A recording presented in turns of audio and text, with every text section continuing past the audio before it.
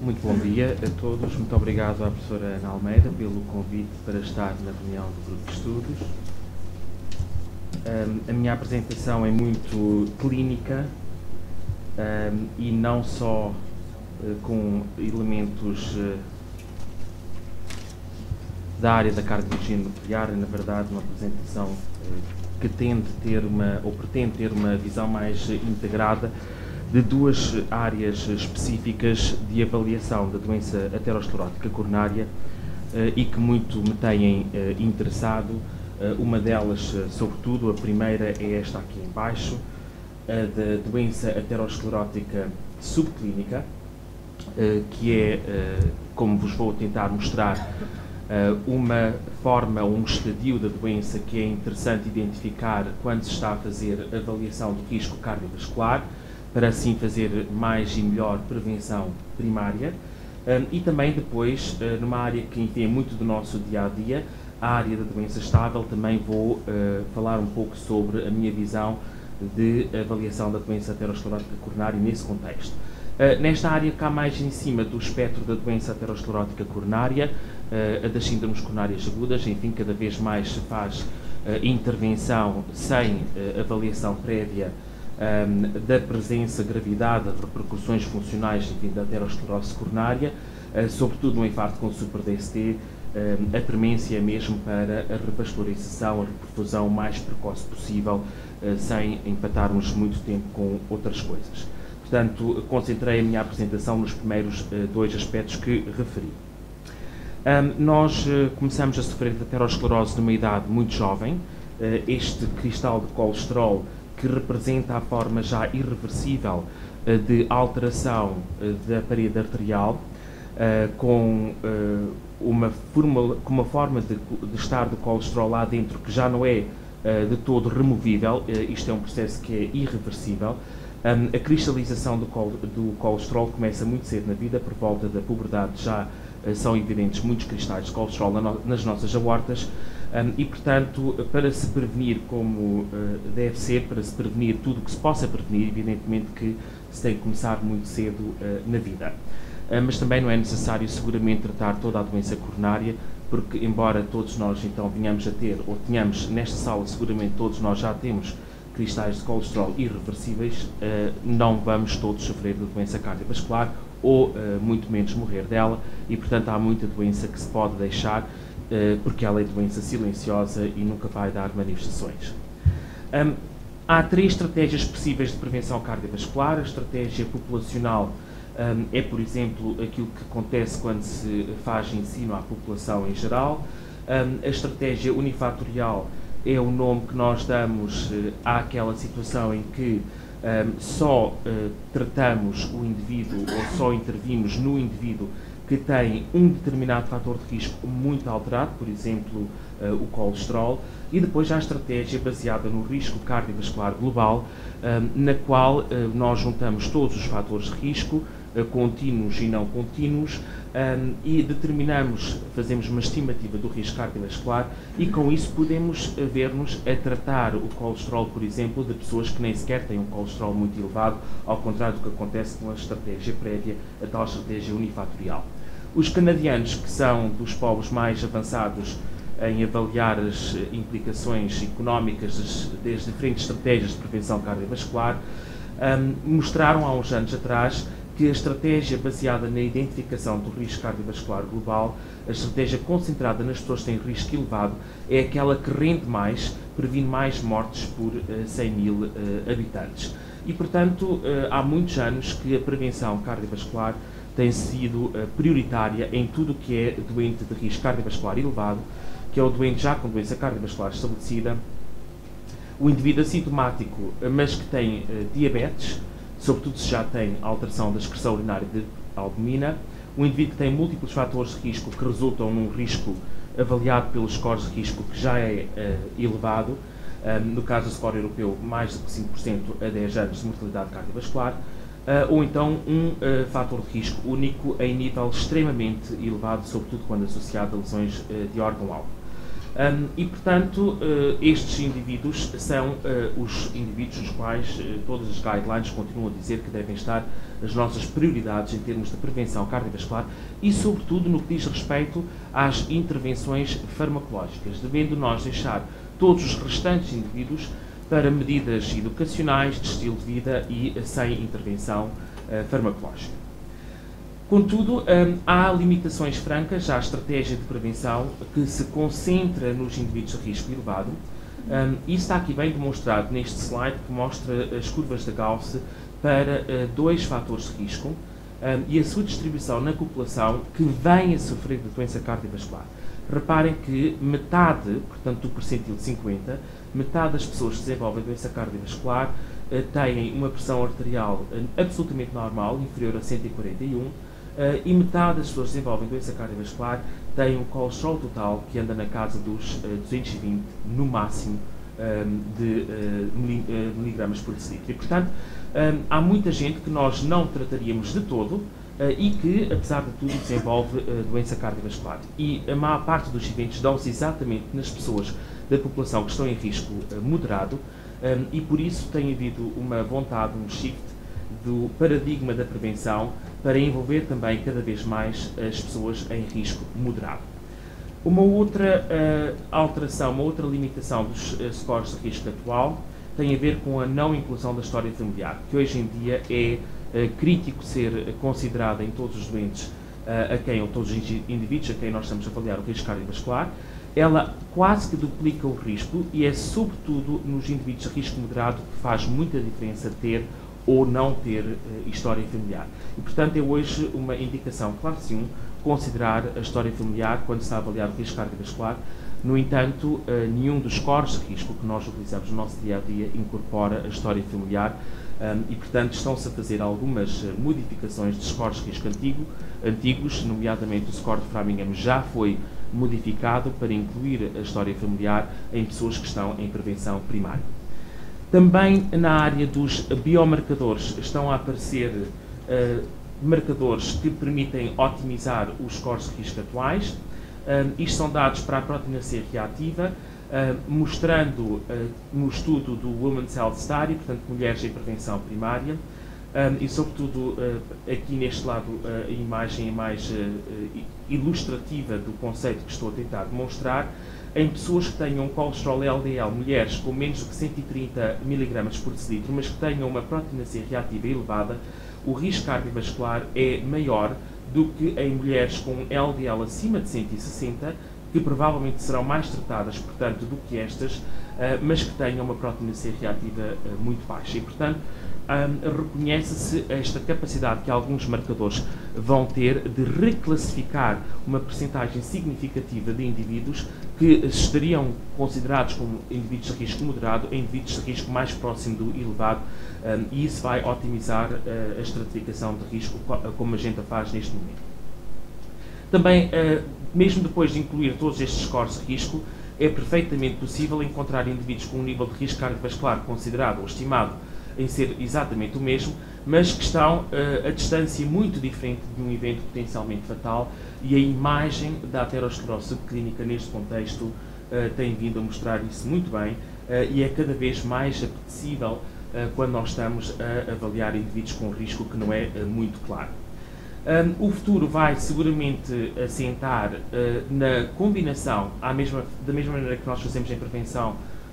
com os scores de risco atuais, em que juntamos vários fatores de risco, provavelmente também nos indivíduos que não têm risco elevado vamos utilizar vários marcadores de risco para melhor categorizar o risco. Este estudo mostra como a proteína C reativa, em conjunto com o score de cálcio,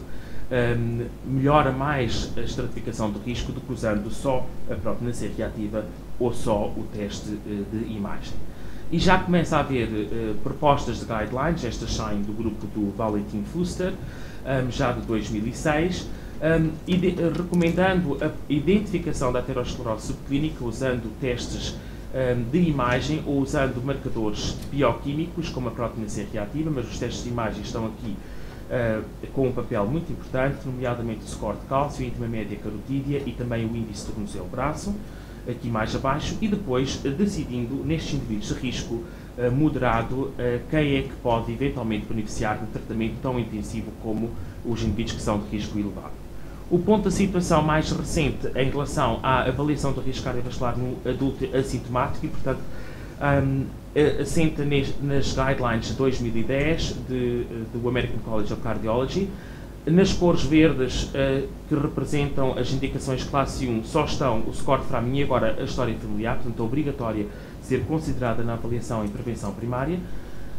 Depois reparem como os estudos genéticos, tudo o que nós fazemos em termos de lipoproteínas, mas que vai além do perfil lipídico clássico, o BNP não tem qualquer aplicação, estão contraindicados na avaliação do adulto assintomático. A proteína C reativa só tem uma indicação classe 2A e é nos indivíduos que têm os critérios do estudo Júpiter. A hemoglobina A1C em pessoas que não têm diabetes não tem qualquer valor. A albuminúria tem algum valor nos indivíduos que têm diabetes ou hipertensão arterial, de resto não vai acrescentar nada de significativo. A fosfolipase A2 associada à lipoproteína, que é um marcador também de vulnerabilidade aterosclerótica, apesar de tudo, só nos indivíduos de risco moderado e mesmo assim uma indicação classe 2B. O eletrocardiograma só quando há hipertensão arterial ou diabetes. O ecocardiograma também para avaliação da função ventricular esquerda sistólica e também para avaliação da presença de hipertrofia ventricular esquerda só está indicada, e mesmo assim uma indicação classe 2B, nos indivíduos hipertensos. Volto a dizer, estamos a falar de adultos assintomáticos. A prova de esforço também como indicação classe 2B, o eco de stress está contraindicado. Depois, passando para testes de imagem, como os testes das carótidas, a estrutura de inframédia carotídea, esta tem uma indicação classe 2A, a par do ABI, com uma indicação classe 2A, e do score de cálcio, com uma indicação também classe 2A, sobretudo nos indivíduos que têm história familiar ou que estão no tal, na categoria de risco moderado. De resto, são essencialmente não indicações, mas estes testes de imagem começam a entrar claramente no panorama do diagnóstico, da melhor estratificação de risco em prevenção primária, para melhor identificar aqueles indivíduos que, sendo de risco moderado, provavelmente vão ser indivíduos nos quais vai haver evento cardiovascular potencialmente fatal. Passando à área da doença coronária estável ou do indivíduo com suspeita de doença coronária estável. Para já importa dizer que a angina de peito crónica estável é uma condição que, do ponto de vista de risco, é uma condição relativamente benigna, com uma mortalidade anual que não ultrapassa os 1,5%. E o principal determinante do prognóstico é exatamente o potencial de desenvolvimento de síndrome coronária aguda, os tais marcadores de vulnerabilidade da lesão, de vulnerabilidade do doente, e que ainda são, enfim, um santo grau, ainda é algo que nós não sabemos avaliar. Quem é que vai se manter com doença coronária estável para o resto da sua vida, mesmo que hemodinamicamente significativa, e quem é que daí vai sofrer um evento cardiovascular. Na avaliação do doente com suspeita de angina de peito crónica estável, as características clínicas são cruciais para logo caracterizar o doente num destes três grupos, a angina típica, a angina atípica e a dor torácica não cardíaca. A típica é aquela que tem a localização clássica, com o fator precipitante também clássico, o esforço ou o stress emocional e o alívio depois pelo repouso ou os nitratos. Quando apenas dois destes três critérios estão presentes, fala-se em angina atípica, e quando apenas um, em dor torácica não cardíaca. Ora, a probabilidade pré-teste que se considera elevada quando é maior que 90%, intermédia entre 10% e 90% e baixa inferior a 10%, é definida em função, sobretudo, do sexo do doente e da sua idade, e depois das características clínicas dos sintomas que ele tem,